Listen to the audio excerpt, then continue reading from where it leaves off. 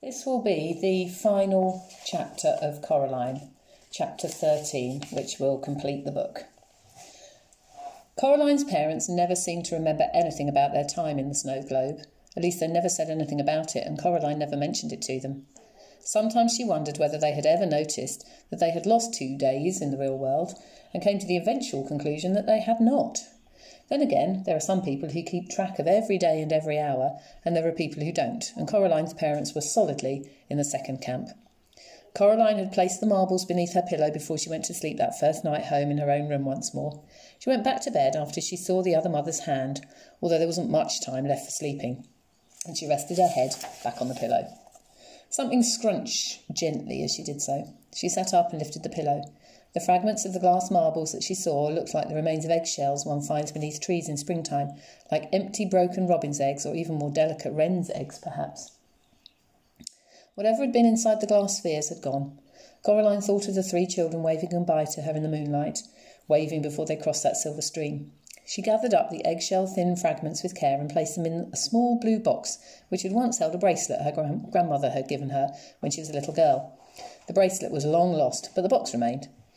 Miss Spink and Miss Forcible came back from visiting Miss Spink's niece, and Coraline went down to their flat for tea. It was a Monday. On Wednesday, Coraline would go back to school. A whole new school year would begin. Miss Forcible insisted on reading Coraline's tea leaves. "Well, looks like everything's mostly shipshape and Bristol fashion, lovey," said Miss Forcible. "Sorry," said Coraline. "Everything is coming up roses," said Miss Forcible. "Well, almost everything. I'm not sure what that is." She pointed to a clump of tea leaves sticking to the side of the cup. Miss Spink tutted and reached for the cup. "Honestly, Miriam, give it over here. Let me see." She blinked through her thick spectacles. "Ooh, dear, no, I have no idea what that signifies. It looks almost like a hand." Coraline looked. The clump of leaves did look a little like a hand reaching for something. Hamish the Scotty dog was hiding under Miss Forcible's chair, and he wouldn't come out. "I think he was in some sort of fight," said Miss Spink. "He has a deep gash in his side, poor dear. We'll take him to the vet later this afternoon. I wish I knew what could have done it." Something Coraline knew would have to be done. That final week of the holidays, the weather was magnificent, as if the summer itself were trying to make up for the miserable weather they'd been having by giving them some bright and glorious days before it ended. The crazy old man upstairs called down to Coraline when he saw her coming out of Miss Spink and Miss Forcible's flat. "Hey, hi, you, Caroline," he shouted over the railing. "It's Coraline," she said. "How are the mice?" "Something has frightened them," said the old man, scratching his moustache. "I think maybe there's a weasel in the house. Something is about. I heard it in the night. In my country we'd have put a trap down for it, maybe put down a little meat or hamburger, and when the creature comes to feast, then bam! It would be caught and never bother us more. The mice are so scared they'll not even pick up their little musical instruments." "I don't think it wants meat," said Coraline. She put her hand up and touched the black key that hung about her neck, then she went inside. She bathed herself and kept the key round her neck the whole time she was in the bath. She never took it off any more. Something scratched at her bedroom window after she went to bed. Coraline was almost asleep, but she slipped out of bed and pulled open the curtains. A white hand with crimson fingernails leapt from the window edge onto a drainpipe and was immediately out of sight. There were deep gouges in the glass on the other side of the window. Coraline slept uneasily that night, waking from time to time to plot and plan and ponder, then falling back to sleep, never quite certain where her pondering ended and the dream began, one ear always open for the sound of something scratching at her window pane or at her bedroom door. In the morning, Coraline said to her mother, "I'm going to have a picnic with my dolls today. Can I borrow a sheet? An old one you don't need any longer, as a tablecloth?" "Don't think we have one of those," said her mother. She opened the kitchen drawer that held the napkins and the tablecloths, and she prodded about in it. "Hold on, will this do?" It was a folded-up disposable paper tablecloth covered with red flowers, left over from some picnic they'd been on several years before. "That's perfect," said Coraline. "I didn't think you played with your dolls any more," said Mrs. Jones. "I don't," admitted Coraline. "They're protective coloration." "Well, be back in time for lunch," said her mother. "Have a good time." Coraline filled a cardboard box with dolls and several plastic dolls' teacups. She filled a jug with water. Then she went outside. She walked down to the road just as if she were going to the shops.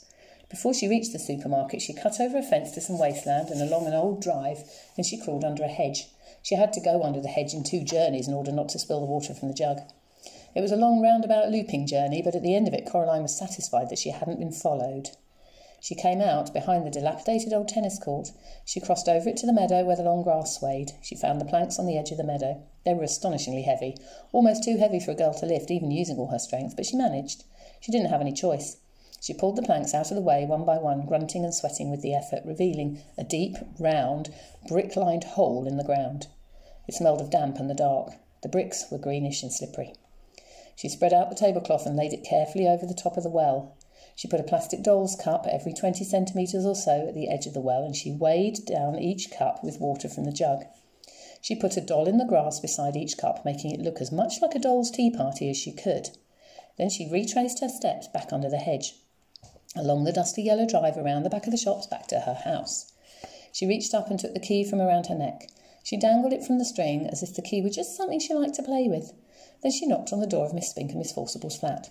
Miss Spink opened the door. "Hello, dear," she said. "I don't want to come in," said Coraline. "I just wanted to find out how Hamish was doing." Miss Spink sighed. "The vet says that Hamish is a brave little soldier," she said. "Luckily the cut doesn't seem to be infected. We cannot imagine what could have done it. The vet says some animal he thinks, but he has no idea what. Mr. Bobo says he thinks it might have been a weasel." "Mr. Bobo?" "The man in the top flat, Mr. Bobo. Fine old circus family, I believe, Romanian or Slovenian or Livonian or one of those countries. Bless me, I can never remember them any more." It had never occurred to Coraline that the crazy old man upstairs actually had a name, she realised. If she'd known his name was Mr. Bobo, she would have said it every chance she got. How often do you get to say a name like Mr. Bobo aloud? "Oh," said Coraline to Miss Spink. "Mr. Bobo, right, well," she said a little louder, "I'm going to go and play with my dolls now, over by the old tennis court round the back." "That's nice, dear," said Miss Spink. Then she added confidentially, "Make sure you keep an eye out for the old well. Mr. Lovett, who was here before your time, said he thought it might go down for half a mile or more." Coraline hoped that the hand had not heard this last remark, and she changed the subject. "This key," said Coraline loudly. "Oh, it's just some old key from our house. It's part of my game. That's why I'm carrying it around with me on this piece of string. Well, goodbye now." "What an extraordinary child," said Miss Spink to herself as she closed the door. Coraline ambled across the meadow towards the old tennis court, dangling and swinging the key on its piece of string as she walked. Several times she thought she saw something the colour of bone in the undergrowth. It was keeping pace with her about 10 metres away. She tried to whistle, but nothing happened, so she sang out loud instead, a song her father had made up for her when she was a little baby and which had always made her laugh. It went, "Oh, my twitchy witchy girl, I think you are so nice. I give you bowls of porridge and I give you bowls of ice cream. I give you lots of kisses and I give you lots of hugs, but I never give you sandwiches with bugs in." That was what she sang as she sauntered through the woods, and her voice hardly trembled at all. The dolls' tea party was where she had left it. She was relieved that it was not a windy day, for everything was still in its place. Every water-filled plastic cup weighed down the paper tablecloth as it was meant to. She breathed a sigh of relief. Now was the hardest part. "Hello, dolls," she said brightly. "It's tea time." She walked close to the paper tablecloth. "I bought the lucky key," she told the dolls, "to make sure we have a good picnic." Then, as carefully as she could, she leaned over and gently placed the key on the tablecloth. She was still holding onto the string. She held her breath, hoping that the cups of water at the edges of the well would weigh the key down, letting it take the weigh the cloth down, letting it take the weight of the key without collapsing into the well. The key sat in the middle of the paper picnic cloth. Coraline let go of the string and took a step back. Now it was all up to the hand. She turned to her dolls.